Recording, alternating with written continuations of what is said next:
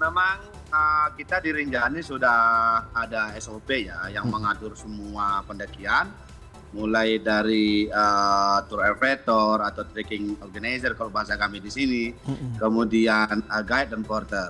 Nah, dalam hal SOP memang kami susun bersama dengan Taman Nasional tentunya melihat dari berbagai sisi, termasuk misalnya dengan sisi nilai jual pakai itu sendiri, kemudian lalu akan dihitung berapa pasnya kita menggunakan tenaga.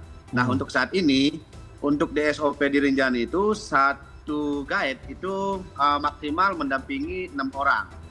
Nah, tetapi dari dari pelajaran kita saat ini ternyata memang yang 6 orang satu guide mendampingi 6 orang ini menurut kami sudah tidak relevan lagi, sehingga memang perlu dievaluasi dan ada revisi. Begitu, Mas. Apa alasan tidak relevan lagi dengan satu pemandu saja untuk bisa mengawasi 6 orang tersebut?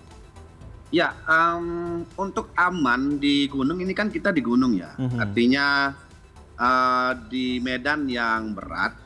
Kalau mungkin kita tur di pantai, it's okay. Kita bisa menangani 10 orang sampai 20 orang bisa. Nah, tetapi ketika kita di gunung, ada istilah bahwa kita di depan sebagai leadernya, kemudian di belakang sebagai sweepernya. Nah, sementara kalau misalnya kita mendampingi 6 orang ketika naik ke puncak, saya kan juga mantan guide, jadi paham.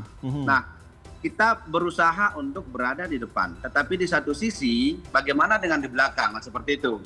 Nah, ini yang kemudian saya katakan bahwa ini tidak relevan lagi karena kita berangkat di jam 3 pagi di saat yang petang. Kemudian biasanya kriteria pendaki ini kan ada yang fisiknya memang kuat, kemudian ada juga fisiknya yang agak lemah. Nah, sehingga pasti ada yang tertinggal. Nah, kemudian yang akan jadi masalah itu adalah ketika yang tertinggal ini tidak ada yang menemani, maka ini yang berpotensi terjadinya kecelakaan. Gitu, Mas. Apakah itu juga termasuk dengan porter atau berbeda? Ya, kalau porter juga kita punya SOP juga. Karena bagaimanapun juga di dalam mempekerjakan porter ini, tentunya satu porter itu kita harus melihat berapa di dalam menyervis berapa orang baru bisa maksimal. Nah, porter untuk asing itu 1:2, Mas. Jadi 1 tamu, porter 2. Nah, kemudian untuk Nusantara 1 tamu, 3 wisatawan. Selain itu kadang-kadang ya ini ya Mas ya, kasus yang pernah terjadi. Kenapa kita buat SOP seperti itu? Ada porter 5 orang pernah mendampingi 80 tamu. Nah, sehingga dulu pernah ada evakuasi juga karena salah satu tamu ini yang mendaki tidak dapat makan, Mas. Artinya tidak ada makanan, sehingga itu kemudian saya selaku ketua forum bersama teman-teman forum terus mengevaluasi dengan Taman Nasional sebagai mitra kami, bagaimana Rinjani itu sesuai dengan visi kita menjadi kelas dunia. Gitu, Mas. Ini menarik, satu pemandu bisa sampai 80 orang ini bagaimana ceritanya? Apakah memang ketika masuk itu tidak ada pengawasan dan lain sebagainya sehingga bisa terjadi hal seperti itu?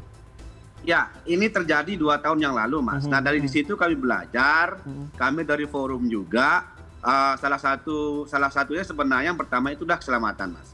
Nah, bagaimana agar keselamatan wisatawan yang mendaki di Rinjani itu maka harus menerapkan SOP agar tamu ini terkontrol. Nah, kemudian yang kedua, selain kita berpikir keselamatan juga penyerapan tenaga kerja. Karena sangat tidak mungkin misalnya 5 orang porter, 1 pemandu mendampingi 80 orang. Dan ini biasanya terjadi pada wisatawan yang datangkan oleh open trip dari luar Lombok.